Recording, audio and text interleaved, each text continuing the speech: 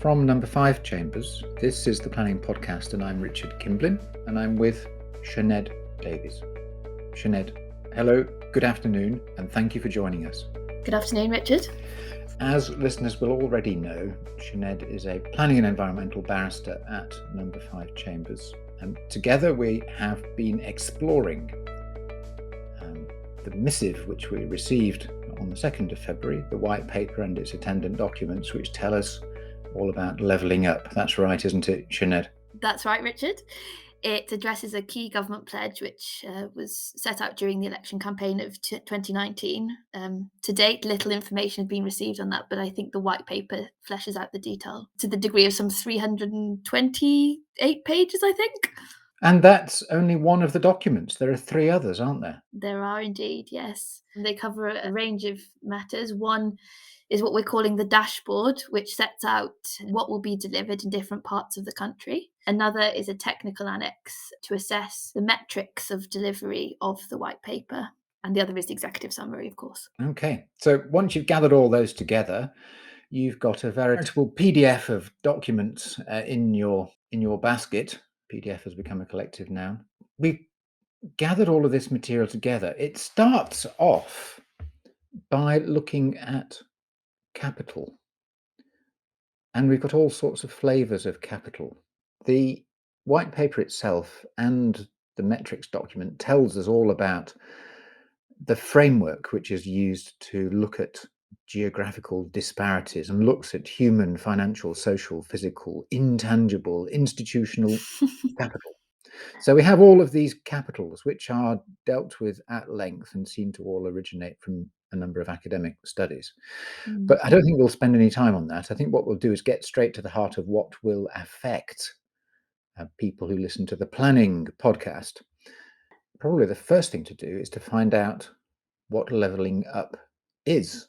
And we are told it's this. Not everyone shares equally in the UK's success. While talent is spread equally across our country, opportunity is not. Levelling up is a mission to challenge and change that unfairness. Levelling up means giving everyone the opportunity to flourish. It means people everywhere living longer and more fulfilling lives and benefiting from sustained rising in living standards and well-being. Sioned, there's quite a lot in that, isn't there? Yeah, there certainly is, Richard. And I think one of the key things that Levelling Up seeks to address is the significant geographical disparity that seems to have held back the UK economy for generations, and looking at moving the focus of growth outside of London and the southeast.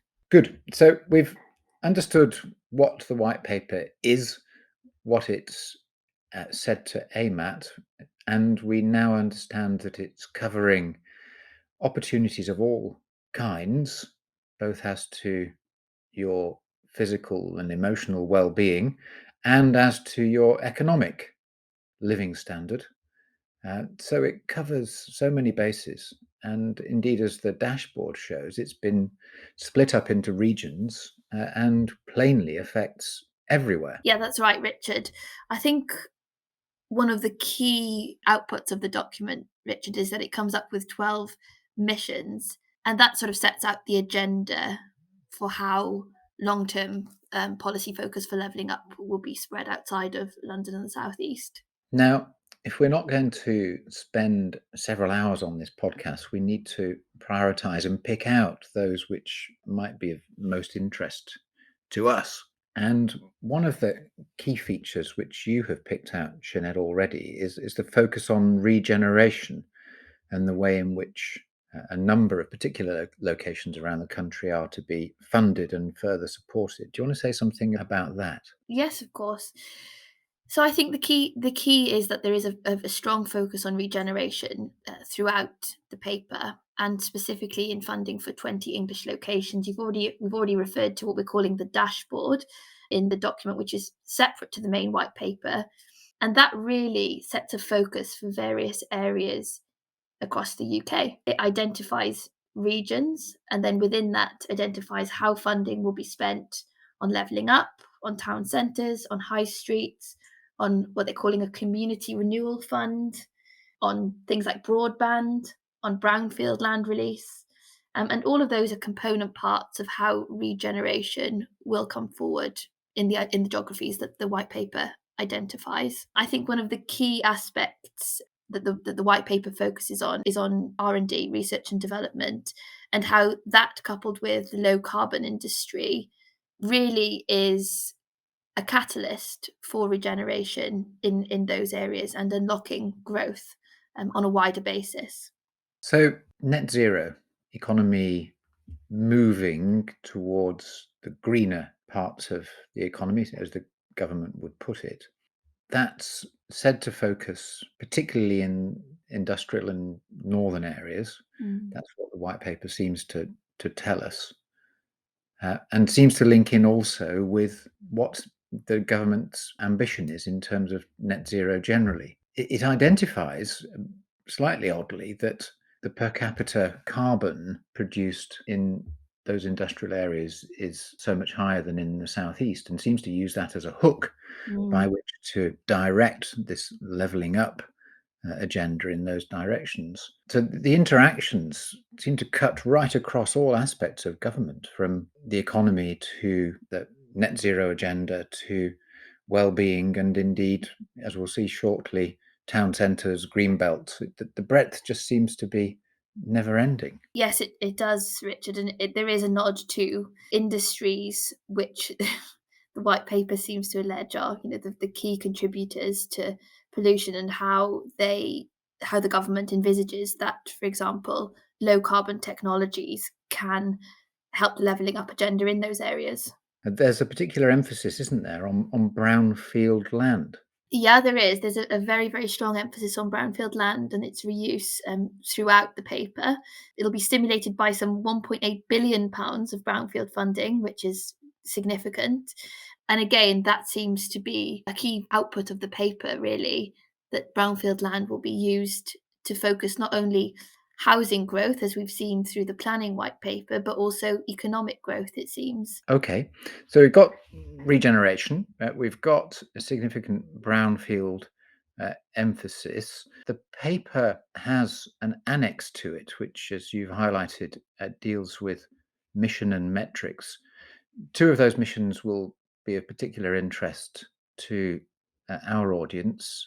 Mission 9 in respect of town centres, Mission 10 in respect of housing. In the Mission 9 material, we learn that there's going to be a particular emphasis upon CPO for town centres, but do we learn very much more than that? No, we don't. And I think that's one of the kind of key criticisms of the paper, really. It's really scant on detail.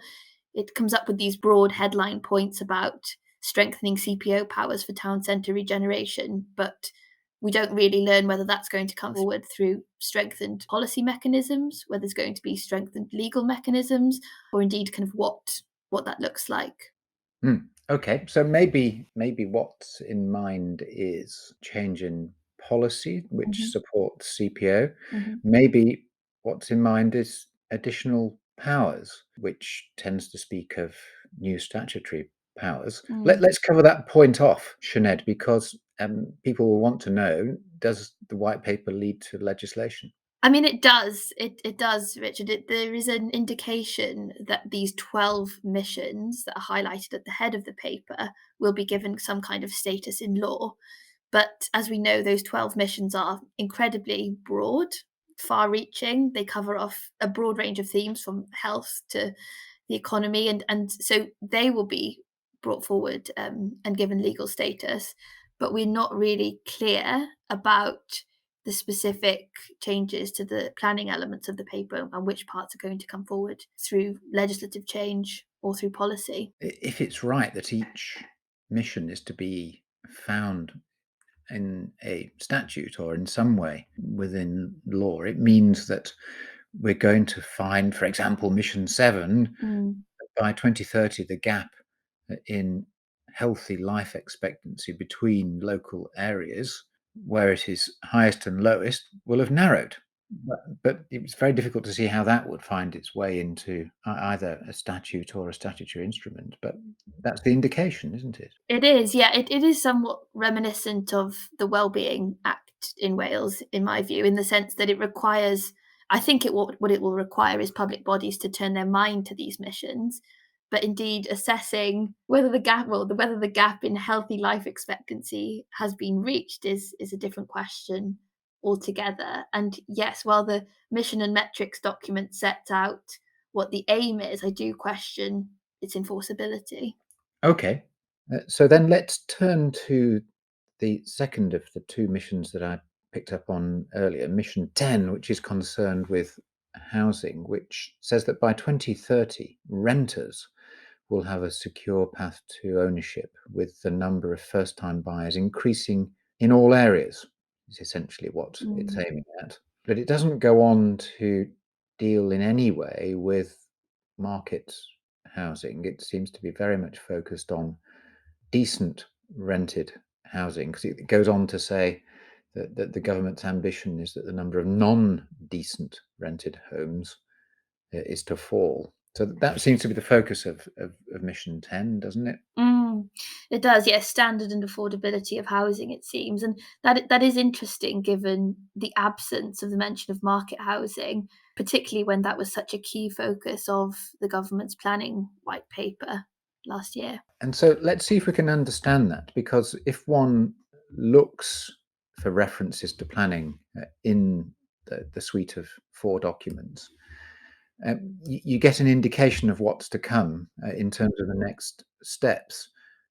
And planning is part of that. But we're told that we will be setting out further detail on a number of these policy commitments in future publications.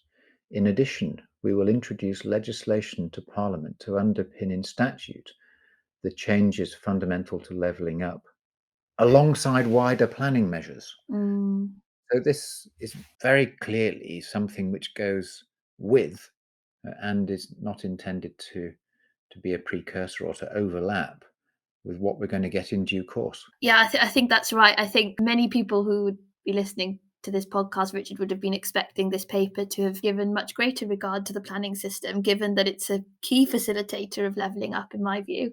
I don't really see levelling up being achieved without the planning system. So it is interesting that it's only given very little airtime. Mm. But yeah, like you say, there seems to be some sort of deference to what may be coming forward with the planning bill. Yeah, we've got to wait and see how the town centres are going to feature in planning terms, how housing and how regeneration interact with the excitement which is still to come. But Mm. we do have one other indication. We have this, which mentions the two important words, green belt.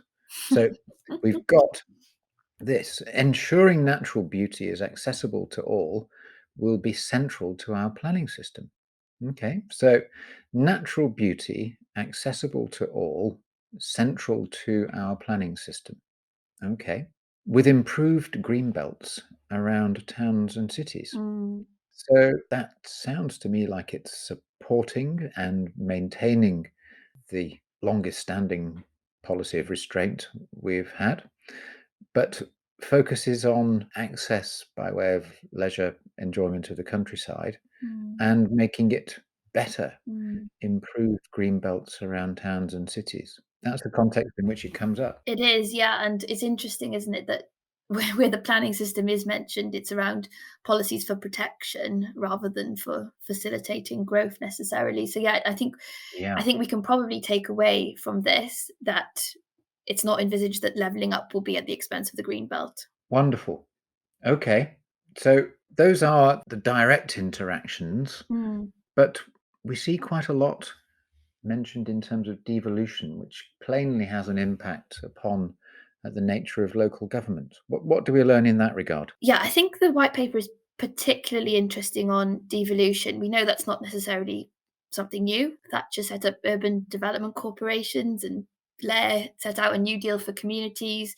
The coalition had the Northern Powerhouse. So, really, devolution isn't something new. But the white paper does set out that there are 9 areas which are going to be invited to agree to become a mayoral combined authority in MCA in various parts of the country, ranging from Cornwall to Hull and East Yorkshire. There's no indication about the planning powers that those increasingly devolved planning bodies might get. However, what I think is really interesting in the paper is that London is held up as a kind of the golden standard of devolution, if you like. And as we know, London has a considerable degree of devolved planning power. The mayor is given wide ranging powers from policing to transport, land planning, the environment, etc. So if it is the case that London is the standard which we're going to achieve with regard to devolution, then that may well have implications for local government and indeed knock-on effects for planning. Now that would be quite an extension, wouldn't it? Because while we're now well familiar with combined authorities, Mm, the extent of their interaction with the planning system is really very limited. mm. No particular planning powers. Compare and contrast to London. If that were rolled out, that would be a major change, wouldn't it? It would, yeah, and I think what else is interesting is there seems to be a suggestion within the paper that there are different deals to be struck around planning powers or around different powers that will be given to local authorities. And it seems to me that that could lead to different types of settlement being brokered in different parts of the country. And again, if it is the case that planning powers are devolved to a certain degree, then you may well see different kind of breeds of planning devolution in different parts of the country too. That is mere speculation at this stage, but just trying to kind of read between the lines of what is stated in the white paper. I think that's certainly a possibility. That's great. We haven't mentioned employment land. We've touched on town centres Mhm. and housing, but there isn't really a particular mission which goes to the question of employment land. But it does seem to get a degree of prominence in the white paper, which is perhaps absent in previous planning white papers we've seen. Do you get the same sense when you read it? Yeah, yes, I do, Richard. Yeah, I think it's actually very significant that it's mentioned so frequently in this paper, particularly given that it was absent from the planning white paper, and there was really only a focus on delivering housing. And I think really the two have to go hand in hand. So it's encouraging to see that employment land is discussed in this white paper. That combined with infrastructure and being brought forward in order to support the housing which we so desperately need.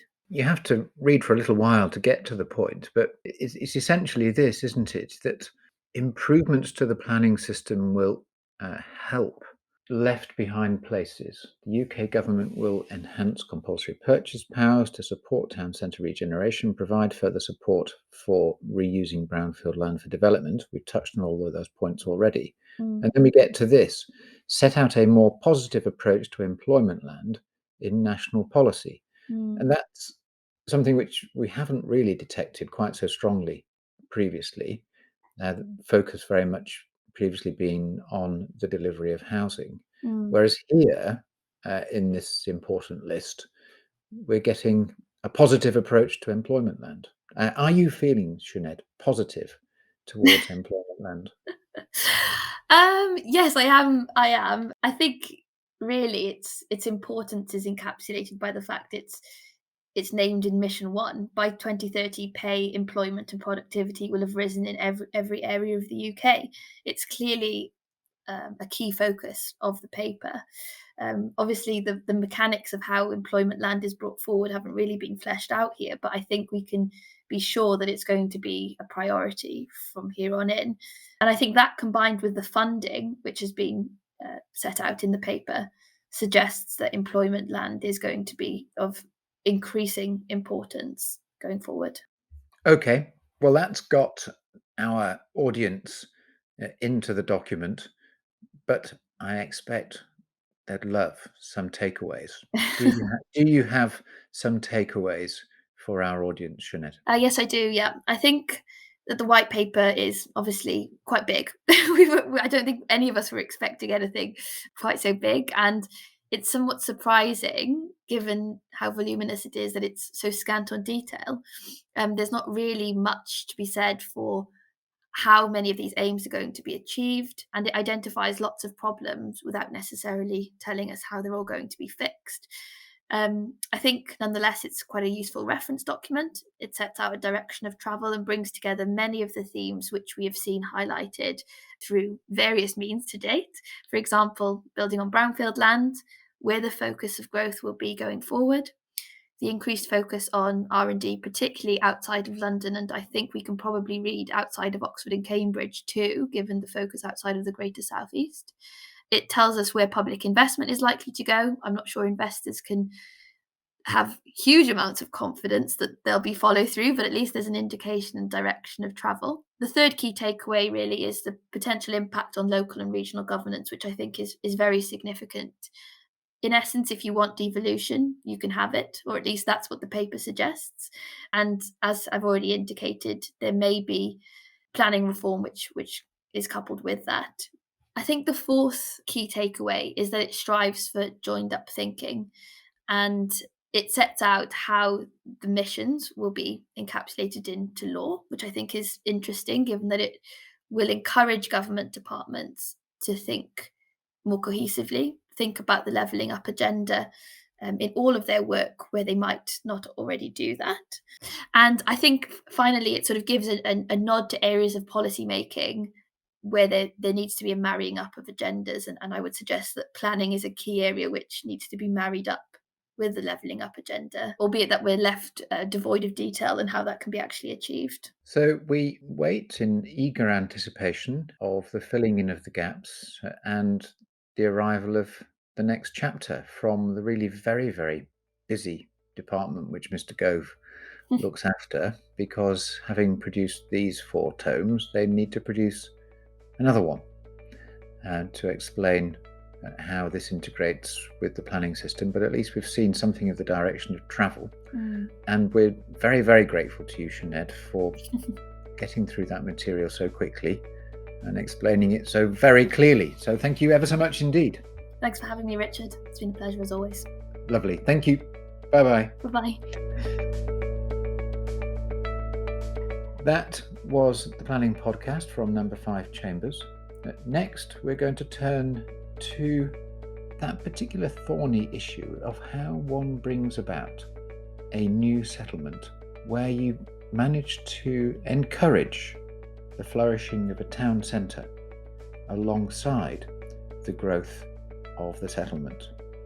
Not bolt on, not donut, but the true evolution of a sustainable community. That's what we turn to next. Very much hope that you'll be listening then.